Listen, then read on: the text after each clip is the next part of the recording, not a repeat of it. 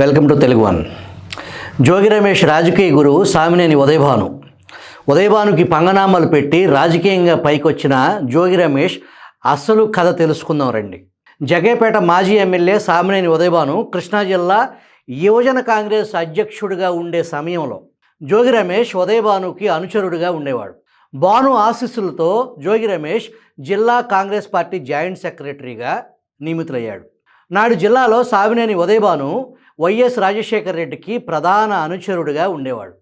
ఉదయభాను హైదరాబాద్ వచ్చి రాజశేఖర రెడ్డిని కలిసిన ప్రతిసారి జోగి రమేష్ను వెంట పెట్టుకుని భాను హైదరాబాదుకు తీసుకువెళ్ళటం కారణంగా రాజశేఖర రెడ్డితో జోగికి పరిచయం పెరిగింది. 2009 సార్వత్రిక ఎన్నికల్లో కాంగ్రెస్ పార్టీ తరపున మైలవరం నియోజకవర్గం నుంచి టిక్కెట్ దాదాపుగా కన్ఫర్మ్ అయింది. ఆ ఎన్నికల్లో విజయవాడ కాంగ్రెస్ ఎంపీ అభ్యర్థిగా లగడపాటి రాజగోపాల్ ఎన్నికల బరిలో ఉన్నారు. మైలవరం నుంచి జోగి రమేష్ పోటీలో ఉంటే ఎంపీగా రాజగోపాల్ ఓటమి ఖాయం అని నమ్మిన రాజగోపాల్ అప్పటికప్పుడు ఢిల్లీలో చక్రం తిప్పి యువజన కాంగ్రెస్ తరపున రాహుల్ గాంధీ కోటాలో అప్సాని సందీప్కు టిక్కెట్ ఇప్పించుకోగలిగారు రాజగోపాల్. రాజశేఖర రెడ్డి లిస్టు కాదని జోగిని పక్కకు తప్పించటం, రాజగోపాల్పై గుర్రుగా ఉన్న రాజశేఖర రెడ్డి జోగి రమేష్కి సంబంధం లేని ఈస్ట్ కృష్ణాలో పెడన కాంగ్రెస్ అభ్యర్థిగా పోటీలో నిలబెట్టాడు. అప్పటికే రాజశేఖర రెడ్డి ఒక టర్మ్ ముఖ్యమంత్రి. జోగి గెలుపు కోసం వైఎస్ఆర్ తెల్లవారుజామున పెడన మండల స్థాయి ద్వితీయ శ్రేణి నాయకులకు స్వయంగా ఫోన్ చేసి జోగి రమేష్ను పెడనకు నేనే పంపాను, అతన్ని గెలిపించి నా దగ్గరకు తీసుకురండి అని కోరటం జరిగింది. సాక్షాత్తు ముఖ్యమంత్రి నుంచి ఫోన్లు రావటం కాంగ్రెస్ క్యాడర్లో ఉత్సాహాన్ని కసితో పనిచేసేలా చేసింది. జోగి రమేష్ మొదటిసారి ఎమ్మెల్యేగా గెలుపొందాడు. వైఎస్ మరణానంతరం 2014 ఎన్నికల ముందు వరకు జగన్మోహన్ రెడ్డి పార్టీని వైసీపీని బూతులు తిట్టిన జోగి రమేష్ ఎన్నికలకు ముందు వైసీపీలో చేరి మైలవరం నుంచి దేవినేని ఉమాపై పోటీ చేసి ఓటమి పాలయ్యారు. తిరిగి 2019లో పెడల నుంచి పోటీ చేసి విజయం సాధించారు. పెడలలో అవినీతి కొత్త పుంతలు తొక్కించారు జోగి. చంద్రబాబు ఇంటి మీదకు దాడికి మురిసిపోయిన జగన్ రెడ్డి తన చిక్కటి చిరునవ్వుతో మంత్రిని చేసి తృప్తి పొందాడు జగన్ రెడ్డి. ఇక మంత్రిగా వారు చేసిన ఘనకార్యాలు ఒక్కొక్కటి ఇప్పుడు బయటకు వస్తున్నాయి.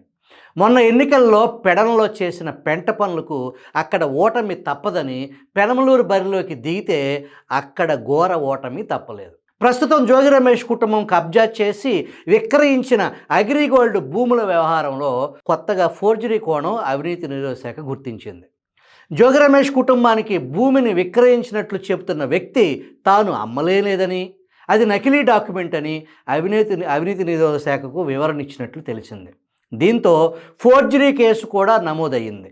ఎన్టీఆర్ జిల్లా విజయవాడకు సమీపంలోని అంబాపురం గ్రామంలో 10 కోట్ల విలువైన అగ్రిగోల్డ్ భూములను కబ్జా చేసి విక్రయించిన ఉదంతంపై ఇప్పటికే అవినీతి నిరోధక శాఖ దర్యాప్తు చేస్తుండగా జోగి రమేష్ బాబాయ్ జోగి వెంకటేశ్వరరావు తన కుమారుడు రాజులపై పేర్లతో కొనుగోలు చేసిన భూమిలో పేర్కొన్న 2160 గజాల స్థలం తిరిగి వైసీపీ కార్పొరేటర్ చైతన్యరెడ్డి కుటుంబానికి విక్రయించారు.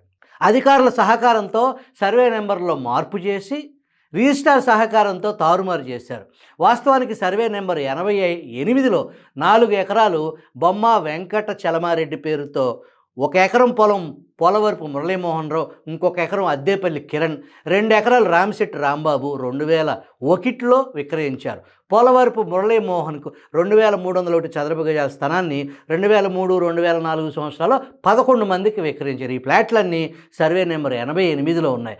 అదే పోలవరపు మురళీమోహన్ జోగి వెంకటేశ్వరరావు జోగి రమేష్లకు విక్రయించినట్లుగా 2022లో రిజిస్ట్రేషన్ అయ్యాయి. ఏసీబీ పోలవరపు మురళీమోహన్ కూడా నిందితుడిగా చేర్చింది.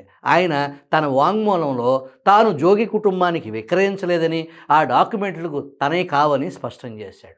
డాక్యుమెంట్లలో మురళీమోహన్ ఆధార్ నెంబర్ చివరి అంకెలు 6251గా ఉన్నాయి. కానీ వాస్తవానికి మురళీమోహన్ ఆధార్ నెంబర్ 5420గా ఉంది. 6251 నెంబర్ కర్రి రత్నం పేరుతో ఉంది. గ్రామ సర్వేయర్ దేదీప్యను ప్రశ్నించగా అసలు తాను సర్వేనే చేయలేదని అధికారులకు ఆమె వివరణ ఇచ్చారు. సర్వే చేసే సమయంలో భూమి సరిహద్దుల్లో ఉన్న యజమానులకు నోటీసులు జారీ చేయాలి, కానీ నోటీసులు ఇవ్వకుండా ఇచ్చినట్టు కూడా ఫోర్జరీ చేశారని ఏసీబీ గుర్తించింది. ఈ కేసులో జోగి సొంత బాబాయ్ నిందితుడిగా ఉన్నాడు. తాను మంత్రిగా ఉన్నప్పుడు బాబాయికి ప్రభుత్వం నుంచి బిల్లుల చెల్లింపులో సాయపడినందుకు 2 కోట్ల కమిషన్ వసూలు చేశాడని సన్నిహితులు చెప్పుకుంటున్నారు.